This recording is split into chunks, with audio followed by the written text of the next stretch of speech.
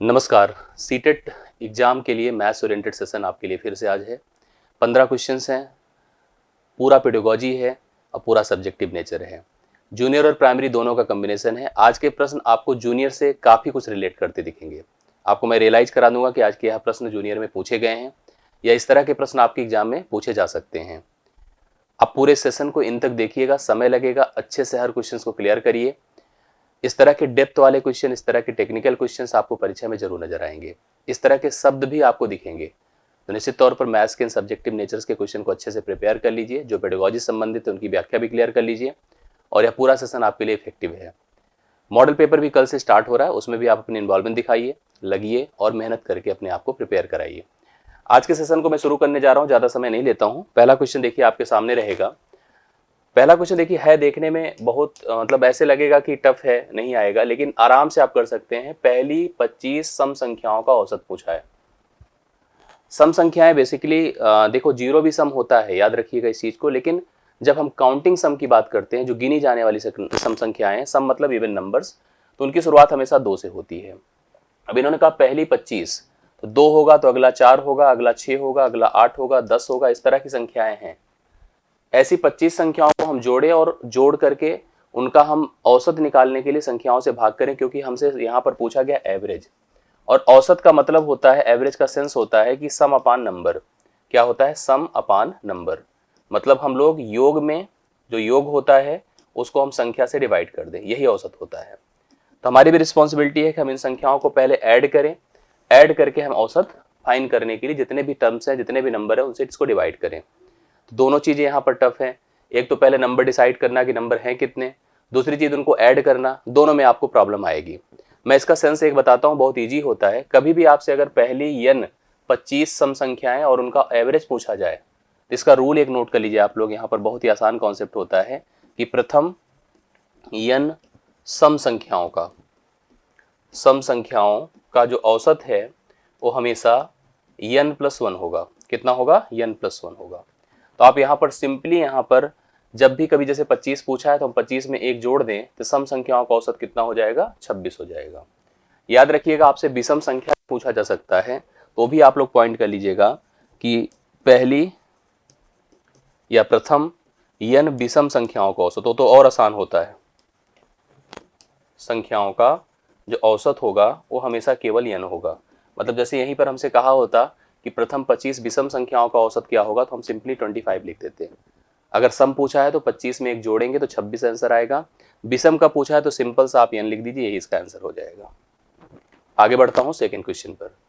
एक आपके पास नंबर दिया है 4782 और एक और नंबर दिया है 32170 में 7 के अंकित मूल्यों के बीच का अंतर बताइए।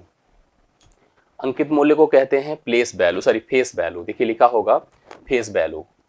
प्लेस वैल्यू क्या होता है? किसी भी संख्या में किसी भी अंक का, किसी भी डिजिट का, वह अंक और उसकी पोजीशन। जैसे मान लो हमसे कहा जाता इस संख्या में इसकी प्लेस वैल्यू क्या है, तो हम यहाँ पर 7 लिखते हैं।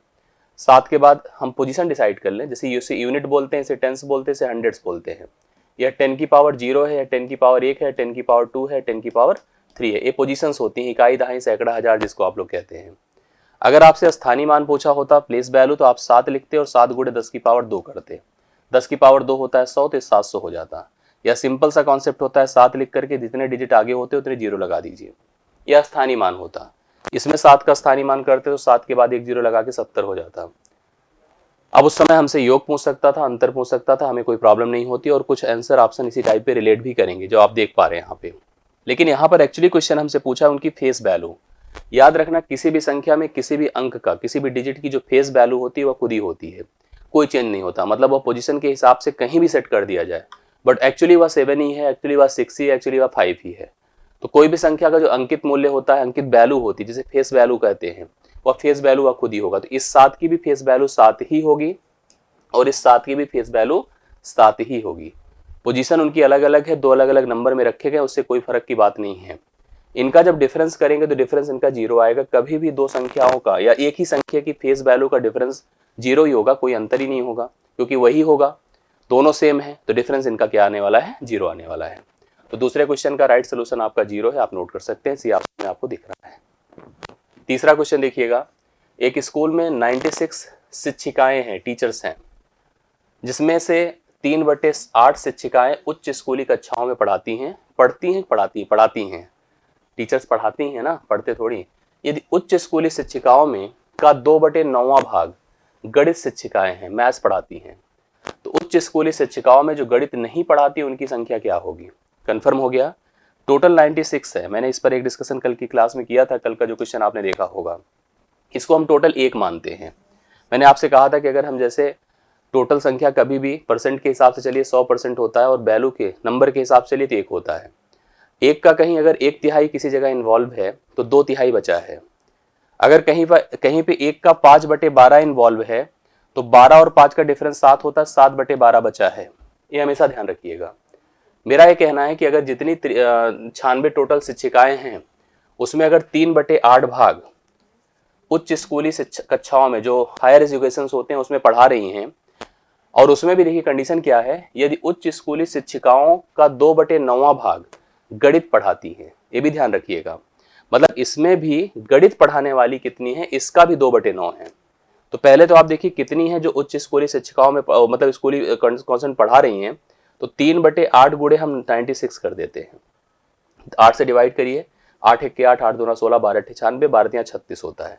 36 ऐसे शिक्षिकाएं हैं जो कि हायर एजुकेशन के लिए टीचर्स हैं, पढ़ा रही हैं। उसमें भी हर सब्जेक्ट की टीचर्स होंगी।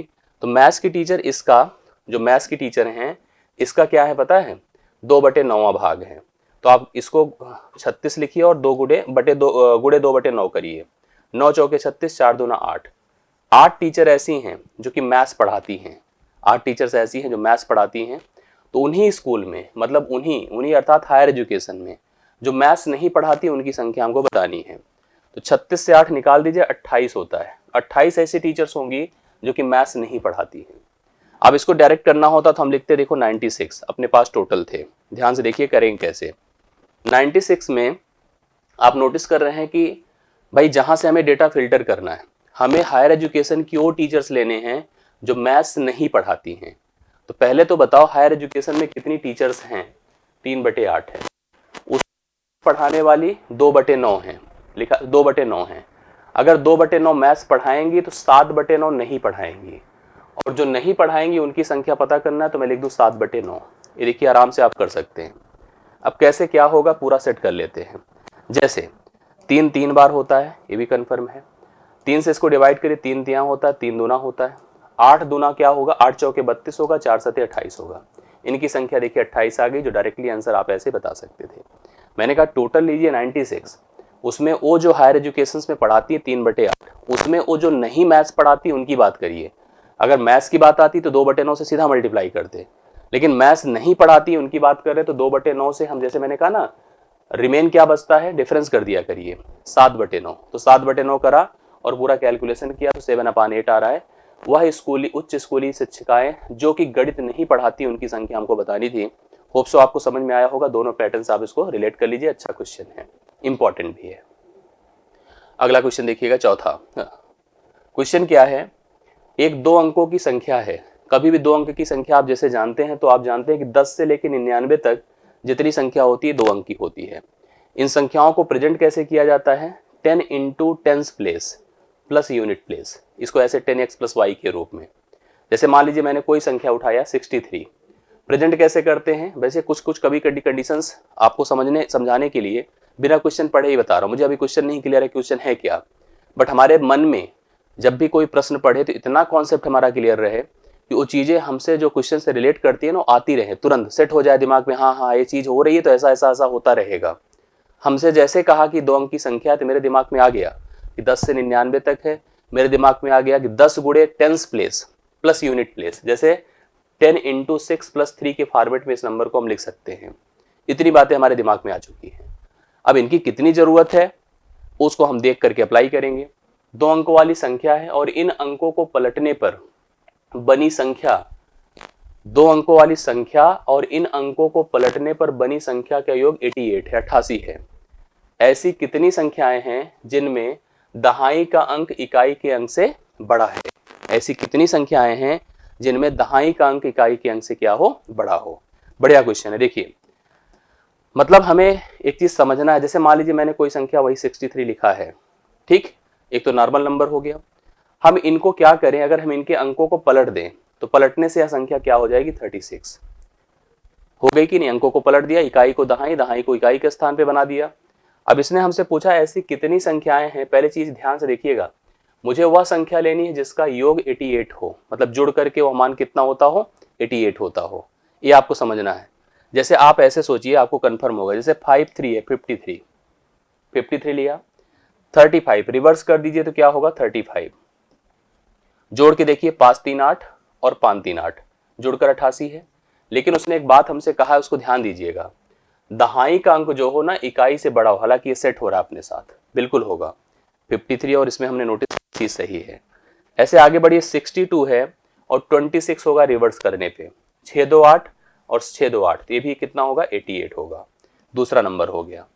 ऐसे और देखिए, 71 है और 17 है, रिवर्स करिए, 7 1 8 7 1 8, ये भी जुड़कर कितना होगा, 88 होगा, तीसरा नंबर मिला।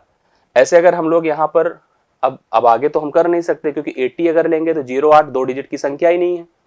इसके पहले अगर हम सोच रहे थे तो पहले जैसे मान लीजिए मैंने कहा 44 लेते, रिवर्स करते तो भी 44 आता, दोनों अंक सेम है तो इसको सकते। और भी नंबर हम सोच सकते, जैसे 35 तो आपका 53 होता, लेकिन इसने साफ साफ कहा था दहाई का अंक इकाई अंक से बड़ा हो, तो ये पॉसिबल नहीं है। जिसकी स्टार्टिंग 53 से ही हो सकती है। कहां से हो सकती है, 53 से ही। तो ऐसे हमारे पास एडिशन में कुल 3 नंबर आ रहे हैं। तो 3 नंबर आ रहे हैं जिनके डिजिट्स को अगर हम रिवर्स करते हैं, पलटते हैं, तो कंफर्म है कि उनका जो एडिशन जोड़ आता है वो जोड़ कितना हो जाता है पता है, 88 होता है। और ऐसी पॉसिबिलिटी हमारे पास 3 पेयर्स की हो सकती है, 3 नंबर्स की हो सकती है। तो चौथे क्वेश्चन का आप सही सोल्यूशन देखिए, बढ़िया सम था, आप इसको रिलेट करिएगा। और ऐसे लॉजिकल क्वेश्चंस आपको फेस करने को मिल जाते हैं जहां से आप अपने कॉन्सेप्ट को क्लियर कर सकते हैं। आई होप क्लियर हुआ होगा। आइए फिर नेक्स्ट क्वेश्चन पे चलते हैं, जो कि 5वां है। इसमें देखिए क्या कहा है, आप ध्यान से पढ़िए इस क्वेश्चन को भी। एक बाग के वृक्षों में जामुन के वृक्षों की संख्या एक छठवां भाग है। जैसे टोटल जो कलेक्शन है ट्रीज का, पेड़ों का, उस बाग में, उस गार्डन में, उसमें जो जामुन होती है, जामुन ब्लैक पाम ट्रीज, उसकी संख्या क्या है, 1/6वां भाग है, 1/6 है। आधे भाग यूक्लिटिस के हैं, आधे भाग यूक्लिटिस के हैं, और बाकी जो पीपल के वृक्ष हैं, पीपल के पेड़ हैं, ठीक है, पीपल ट्रीज हैं। यदि जामुन के वृक्षों की संख्या 6 है तो बाग में पीपल के वृक्षों की संख्या, बहुत बढ़िया आप बता सकते हैं। देखिए हमेशा जो टोटल होता है याद रखिएगा वह 1 होता है ऐसी कंडीशन में। इसमें 3 प्रकार के पेड़ हैं, एक तो जामुन है, एक जामुन है, दूसरा यूक्लिप्टिस है, यूक्लिप्टिस है, और तीसरा क्या है आपका, पीपल है। अब इसने हमसे कहा जामुन जो है 1/6 है, लेकिन एक बात और कंफर्म कर दिया कि जामुन है अगर 1/6 है, उसकी संख्या लेकिन 6 के बराबर है। किसके बराबर है, 6 के। यहां पर देखिए साफ साफ लिखा है जामुन के वृक्षों की संख्या 6 है। तो अगर 1/6 का मान 6 है तो 1 बराबर 36, अर्थात हम समझ गए कि उस बाग में जो पेड़ है ना वो 36 है।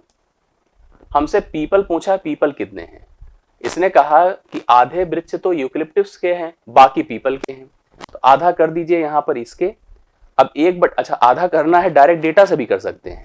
36 टोटल समझ में आ गया आपको, इसका 6 हो गया, आधा करिए 18, ये हो गया। तो 18 6 24 मिला के हो चुका है।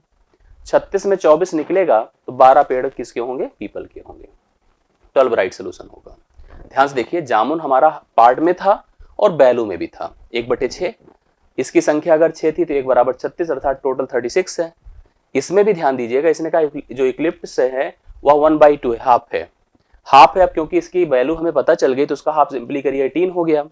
पीपल कितने बचे हैं, टोटल 36 में 18 और 6 मिलकर 24 होता, अगर घटा दे तो 12 हो जाएगा। तो 5वां क्वेश्चन राइट सोल्यूशन कितना दे रहा है, 12, जो कि पीपल के पेड़ हैं। आप लोग इसको नोट कर सकते हैं। क्वेश्चन अगला देखिए 6th, वह संख्या जिसमें 88 और 160 को विभाजित करने पर शेषफल क्रमशः 3 और 7 आएगा, वह क्या होगा।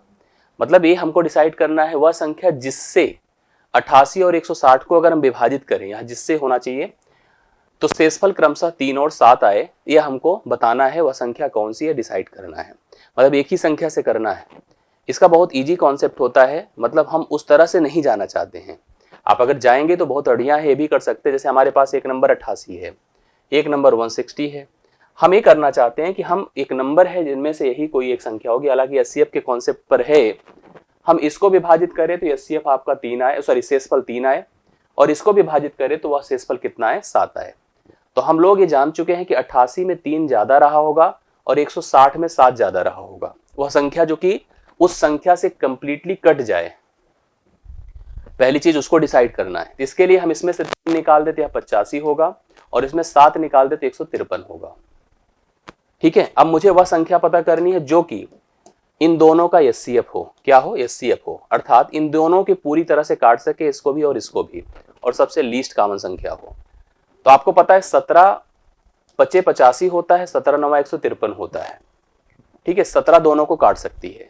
अब मैं गारंटी दे रहा हूं कि अगर 85 को काट सकती है तो 85 में ही तो 3 जुड़ा है, 88 हुआ है, और अगर 153 को काट सकती है तो इसमें 7 जुड़ा है तो 160 हुआ है।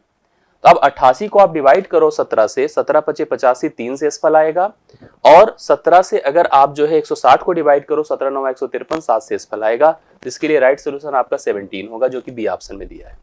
तो बी ऑप्शन करेक्ट आंसर है। थोड़ा सेंस लगाएंगे, दिमाग लगाएंगे तो इस क्वेश्चन में प्रॉब्लम नहीं आएगी, और मुझे भरोसा है कि आप लोग कर लेंगे। छठा हो चुका है, 7वें पर आइए। ऐसा क्वेश्चन देखिए हम लोग डिस्कस कर चुके हैं, लेकिन फिर भी ध्यान देंगे तो कंफर्म होगा। मालिनी के पास 2 प्रकार के सिक्के हैं। कौन कौन? रुपए 2 के हैं और रुपए 5 के हैं। 2 प्रकार के सिक्के हैं। जैसे हमारी जेब में मान लो 100 रुपए के कुछ नोट हो, 200 रुपए के कुछ नोट हो। 2 चीजें हो सकती हैं। 100 रुपए के अगर मेरी जेब में 5 नोट है, इसका मतलब नोटों की संख्या 5 है, लेकिन रुपए मेरे पास 500 है। 200 के नोट अगर मेरे पास 2 हैं, तो नोटों की संख्या 2 है, लेकिन रुपए 200 गुणे 2 अर्थात 400 है। टोटल की बात करो तो नोटों की संख्या मेरे पास 7 होगी, लेकिन रुपए मेरे 500 और 400 मिलकर 900 होंगे। यही कॉन्सेप्ट है। केवल रुपए 2 और केवल रुपए 5 के सिक्के हैं। यदि उसके पास सिक्कों की कुल संख्या, देखिए संख्या कुल की बात कर रही है ना, संख्या कुल 36 है और राशि जो अमाउंट है 105 है, तो रुपए 2 और 5 के सिक्कों की संख्या बताना है। इसके लिए सबसे बेस्ट है ऑप्शन। ऑप्शन के सहारे ही आंसर करिए इनको। आप जोड़ के देखिए, यहाँ पर भी 36 होगा, यहाँ भी 36 होगा, यहाँ भी 36 होगा, यहाँ भी 36 होगा। तो कहीं से ये लोग पहले ऑप्शन से आप कुछ एलिमिनेट नहीं कर सकते। अब हम सेकंड कंडीशन पे चलते हैं कि आप इनकी वैल्यू डिसाइड करें। जैसे आपको पता है 2 रुपए की वैल्यू 2 ही होती है और 5 रुपए की वैल्यू 5 ही होती है। जितने आपके पास सिक्के होंगे, अगर 2 की वैल्यू निकालनी है उसको 2 से गुणा करो, 5 की वैल्यू निकालनी है उसको 5 से गुणा करो। तो आप अगर मान लो पहला ऑप्शन ले रहे हैं 26, अगर पहले देखो काउंटिंग करिए 2 रुपए और 5 रुपए, तो पहले सिक्के 2 वाले हैं, दूसरे 5 वाले हैं।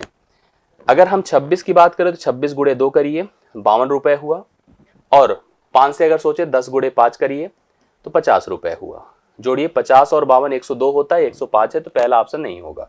दूसरे ऑप्शन पे चलिए, 25 दूना 50 रुपए होगा और 11 पचे 55 रुपए होगा। जोड़ के देखिए 105 हो जाएगा, और ये करेक्ट हो रहा है, 105 यहाँ पर अमाउंट भी आ रहा है।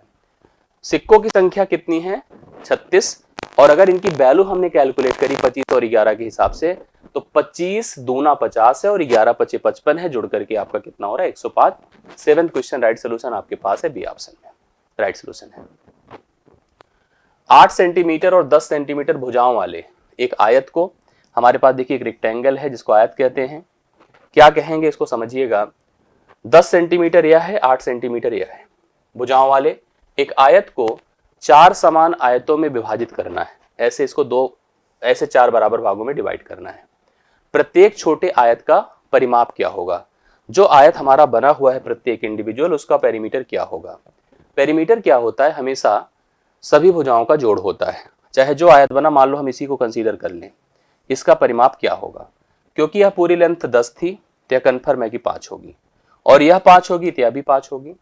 क्योंकि यह पूरी लेंथ 8 थी तो यह 8 है तो यह 4 होगी, और यह भी 4 होगी।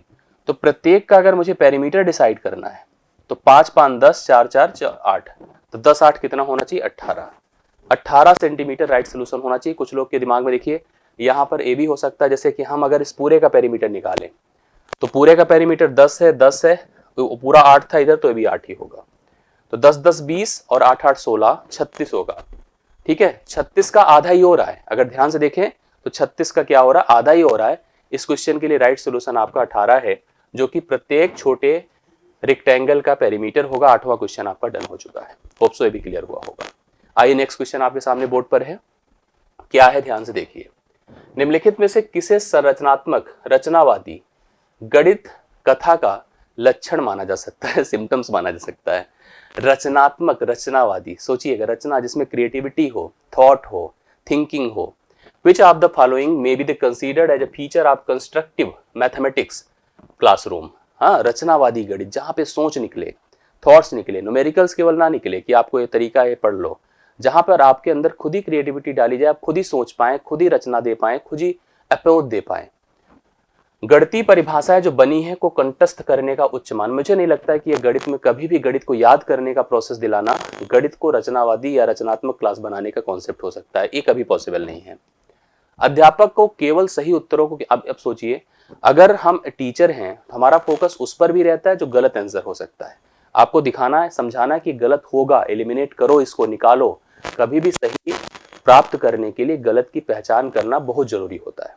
आप गलत चीजें, गलत परिवेश, गलत आसपास के माहौल को या गलत रूल्स को पहले हटाओगे तभी सही का आकलन कर पाएंगे। ये भी गलत ही है। विद्यार्थियों द्वारा की गई त्रुटियों को ज्ञान का महत्वपूर्ण स्रोत समझना, ये बहुत बड़ी बात है। ये थिंकिंग है इसमें।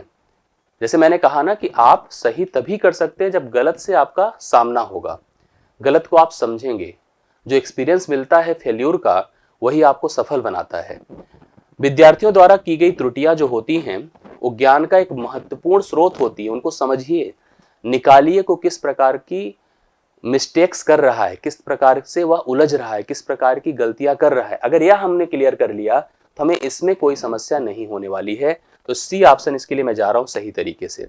विद्यार्थियों में पारस्परिक क्रियाओं को हतोत्साहित करना भाई गलत बात है। आप किसी को डिमोलाइज नहीं कर सकते हैं, डिस्करेज नहीं कर सकते हैं। इसके लिए मैं सी ऑप्शन की तरफ जाऊंगा। आप भी चलिए 10वां देखिए, ये बढ़िया न्यूमेरिकल है, इसको ध्यान से देखिएगा। इस तरह का जब भी प्रश्न आए जिसमें आप देख रहे हैं लिखा है 527.527 divide by 0.0082 is equal to, अगर x है वैल्यू इसकी फाइंड करनी है, किसका मान क्या होगा। मेरी बात को ध्यान से सुनिएगा और समझिएगा। आपको जो है इसका मान अगर x दिया है तो किसका मान पूछा है। अब देखिए डेटा वही होंगे, बस डेसिमल प्लेसेस का फर्क होगा। 547,527, यहां पर याद रखिए कि ये गलत लिखा हुआ है, यहां पर 54 नहीं होना चाहिए, ये भी 52 ही होना चाहिए। 52 जो यहां होगा वही उसके लिए भी होगा। डिवाइड बाई कितना होगा, 2 आप नहीं लिखिए, यहाँ पर 2 लिखिए, मिस्टेक है, ये गलती है। ये 527 का ही इंफॉर्मेशन है, उसी के आधार पर प्रश्न बनाया भी गया है। यहां पर देखो 82 है। आप मेरी बात को ध्यान से समझिएगा। हमको इसका मान पता है, इसका मान पता है, और इसका मान हमें डिसाइड करना है कि इसका मान एग्जैक्टली क्या होगा।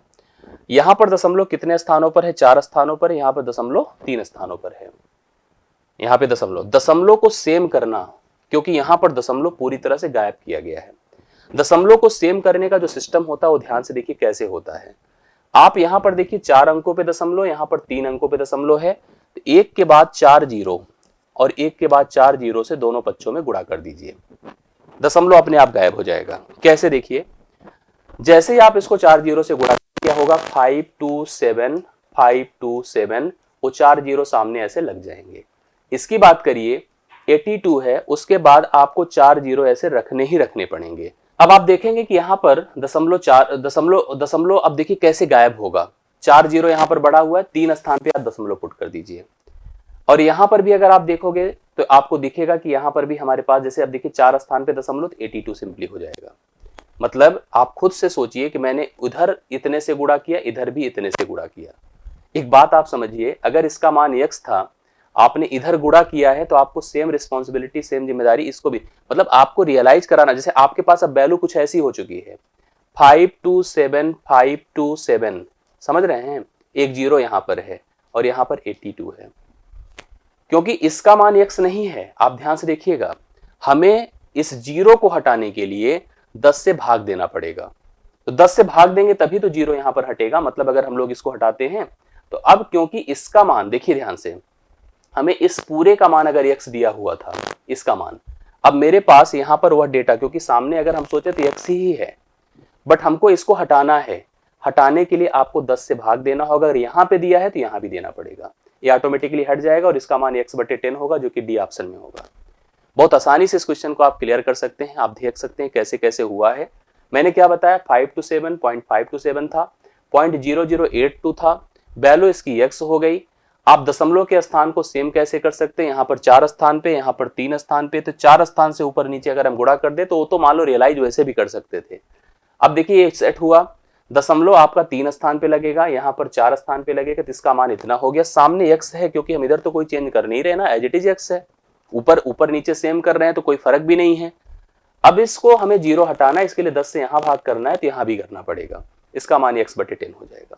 तो राइट सोल्यूशन 11वें का x/10 है, करेक्ट आप नोट कर सकते हैं और यही इस क्वेश्चन का सही हल है। 12th देखिए, निम्नलिखित में कौन सी भिन्नों को एक शांत दशमलव, शांत किसको कहते हैं, टर्मिनेटिंग। टर्मिनेटिंग देखिए ध्यान से क्या होता है जिसको आप शांत कहते हैं। दो प्रकार के भिन्न टर्मिनेटिंग हो सकते हैं, जैसे कि मान लीजिए मैंने कहा कि जो कंप्लीटली टर्मिनेट हो जाए, जैसे 15 को 3 से भाग करिए, डायरेक्ट कट रहा है, 3 पचे 15, ये टर्मिनेटिंग है कंप्लीटली। अब जैसे इसी 15 को अगर मैं 4 से डिवाइड करूं तो 3.75 दशमलव के कुछ अंकों के बाद भी कट जाए तो भी टर्मिनेटिंग है। लेकिन अगर मान लीजिए मैं 1 को 3 से भाग करूं तो यह होगा 0.33333 सो ऑन, यह होगा नॉन टर्मिनेटिंग, इसको कहते हैं अशांत। तो शांत क्या है, जो कि चाहे पूरी तरह से कटे या दशमलव के कुछ अंकों के बाद कटे वह शांत है। जो पूरी तरह से ना कटे, उसके values term decimal after repeat करें इनफिनाइट टाइम तक, वह आपका अशांत है। मुझे पहचानना है कि इनमें कौन शांत है, कौन शांत ही तो पहचानना है। निम्नलिखित में कौन सी एक शांत दशमलव के रूप में लिख सकते हैं। शांत को पहचानने के लिए उसका जो डिनोमिनेटर होता है, जो हर होता है, वह हमेशा 2 की पावर m इंटू 5 की पावर n के रूप में होना चाहिए फ्रैक्शन का, जहां पर m और n greater or equal to क्या होते हैं, 0। अर्थात पहले फ्रैक्शन देखिए, फ्रैक्शन को चेक करिए वह सिंप्लीफाइड फॉर्म में है कि नहीं, सरलतम रूप में है कि नहीं। सरलतम मतलब ये होता है कि ऊपर नीचे कोई कॉमन संख्या उसको काट तो नहीं सकती। उसके बाद उसका डिनोमिनेटर देखिए, अगर डिनोमिनेटर में 2 और 5 के अलावा कोई भी टर्म एज ए फैक्टर आया, केवल 2 आए चलेगा, केवल 5 आए चलेगा, लेकिन उनके अलावा अगर कुछ भी आया तो मान लीजिए कि वह टर्मिनेटिंग नहीं है। और बाकी अगर 2 और 5 में से कुछ भी आ रहा है, चाहे 2 आए, 4 आए, 8 आए, 16 आए, 32 आए, 64 आए, 5 आए, 25 आए, 125 आए, 625 आए, तो टर्मिनेटिंग है। इनका कोई भी मल्टीप्लीकेशन आए टर्मिनेटिंग है। लेकिन अगर इनके अलावा कुछ भी आता है, 3 आ जाए, 6 आ जाए, कुछ भी ऐसा आए 2 और 5 के अलावा, तो टर्मिनेटिंग नहीं है। जैसे 7/18 है, 18 को सोचे तो 3 गुणे 3 गुणे 2, यह टर्मिनेटिंग नहीं हो सकता।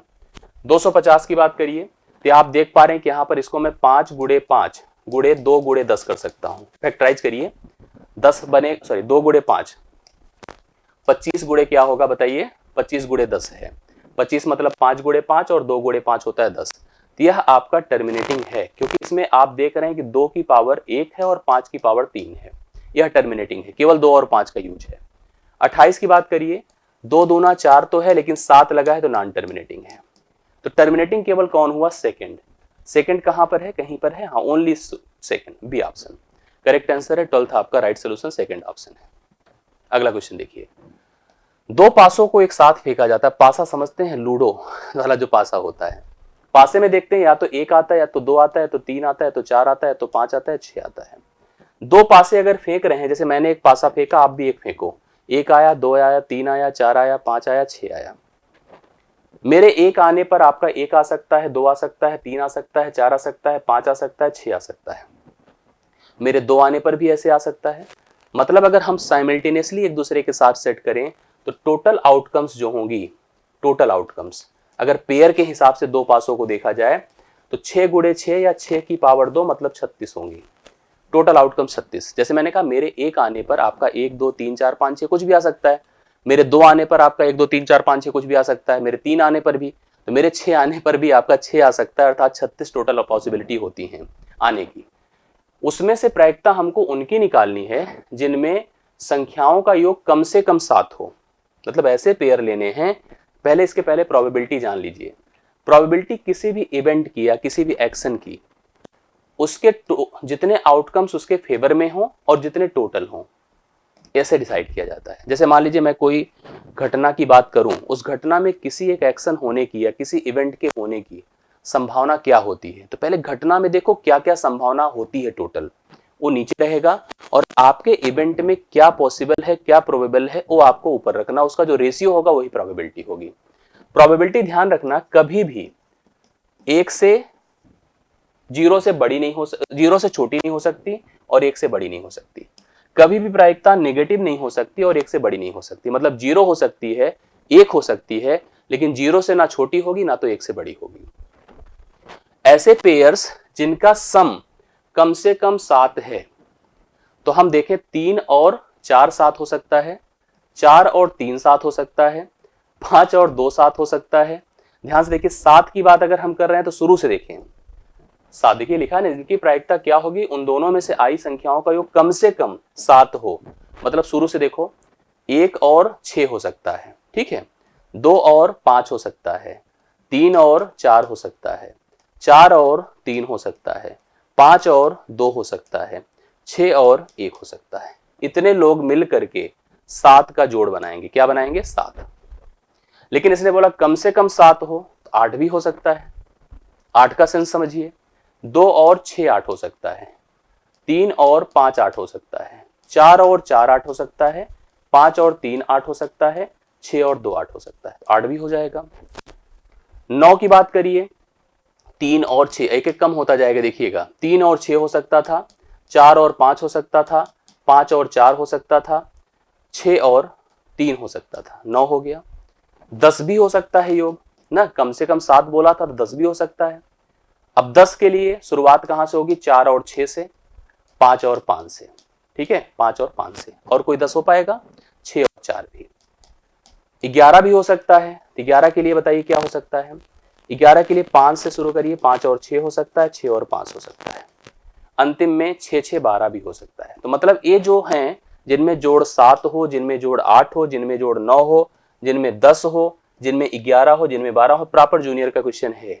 आप देखिए, अब इसमें हम जोड़ लें कि हमारे पास हमारे फेवर में कितने लोग आ रहे हैं।